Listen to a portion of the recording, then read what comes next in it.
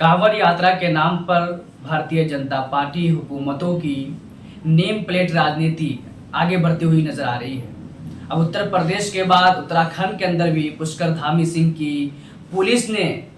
ये बयान जारी किया है, ये ऑर्डर जारी किया है कि वहाँ पर जिन इलाकों से कांवड़ यात्रा गुजरेगी वहाँ के दुकानदारों को, वहाँ पर फल बेचने वाले, वहाँ पर मीट्स बेचने वाले, वहाँ पर खान पान के दूसरे सामान बेचने वालों को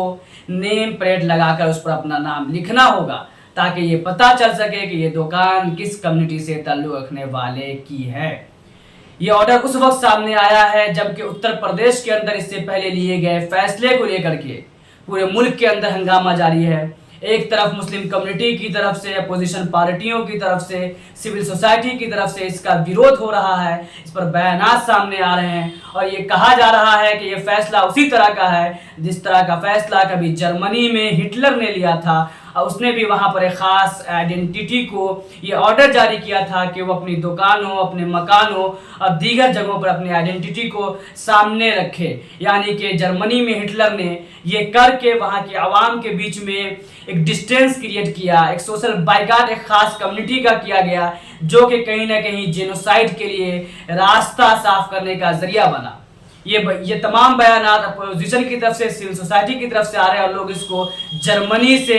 कंपेयर कर रहे हैं। लेकिन वहीं दूसरी तरफ खुद भारतीय जनता पार्टी के अलायंस पार्टनर्स की तरफ से भी बहुत सख्त लफ्जों में इसकी मजम्मत की जा रही है। पिछले दिनों जनता दल यूनाइटेड के नेशनल जनरल सेक्रेटरी केसी त्यागी का बयान आया। उन्होंने कहा कि प्रधानमंत्री नरेंद्र मोदी का नारा है सबका साथ सबका विकास, इसलिए इस नारे को अमली जामा पहनाया जाना चाहिए, इस पर अमल होना चाहिए। लिहाजा उन्होंने डिमांड किया कि उत्तर प्रदेश पुलिस का जो फैसला आया है वो चूंकि प्रधानमंत्री नरेंद्र मोदी के इस नारे के खिलाफ है, उसके उसूलों के खिलाफ है, लिहाजा इस फैसले को वापस लिया जाए।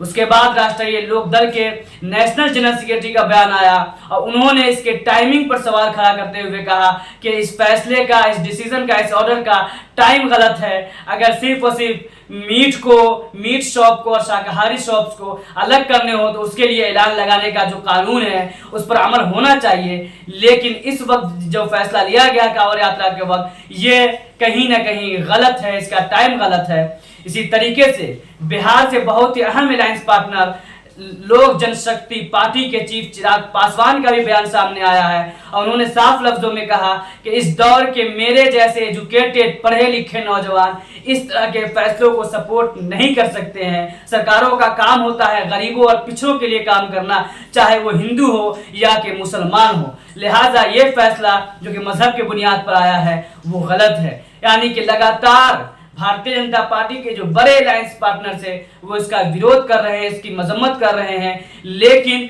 भाजपा हुकूमत न सिर्फ एक अपने स्टैंड से वापस नहीं आ रही है बल्कि उत्तर प्रदेश के बाद अब उत्तराखंड के अंदर भी ये फैसला ले लिया गया है। अगर यूपी की बात की जाए तो यूपी में वहाँ की पुलिस ने अपने फैसले में नरमी भी बरता था और हंगामा के बाद ये फैसला किया गया था। ये कहा गया था कि ये लोगों की अपनी ख्वाहिश के ऊपर है कि अगर वो चाहे तो नेम प्लेट पर अपना नाम लिखे या सिर्फ या ना लिखे। लेकिन फौरन बाद हुकूमत का बयान आता है, योगी आदित्यनाथ जी का बयान आता है और वो कहते हैं कि नेम प्लेट लगाना ही पड़ेगा।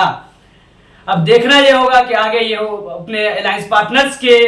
दबाव के अंदर भारतीय जनता पार्टी इस फैसले को वापस लेती है या इसी तरीके से ये हुकूमत अपने स्टैंड आगे बढ़ाती रहती है, जैसा कि गुज़िश्ता 10 सालों के अंदर भी इन्होंने किसी का नहीं सुना, चाहे अलायंस पार्टनर्स हो या अपोजिशन हो। और फिर यह भी देखना होगा कि जिस तरह का स्टैंड नफरत की बुनियाद पे बांटने वाला लिया गया है उसका क्या अंजाम होता है और क्या 2014 से लेकर 2024 तक जिस तरह का नफरत का माहौल इस मुल्क में देखा गया, जिस तरह खास कम्युनिटी को टारगेट किया गया मॉब लिंचिंग के जरिए से और हुकूमत के जरिए, भाजपा के जरिए लिए गए स्टैंड की वजह से अवाम में भी ये एक माहौल बना कि अवाम एक खास कम्युनिटी के लोगों को टारगेट करती रही कि ऐसे फैसलों की वजह से आने वाले दिनों में मुसलमानों के सिक्योरिटी का खतरा और ज्यादा बढ़ता हुआ नजर आता है।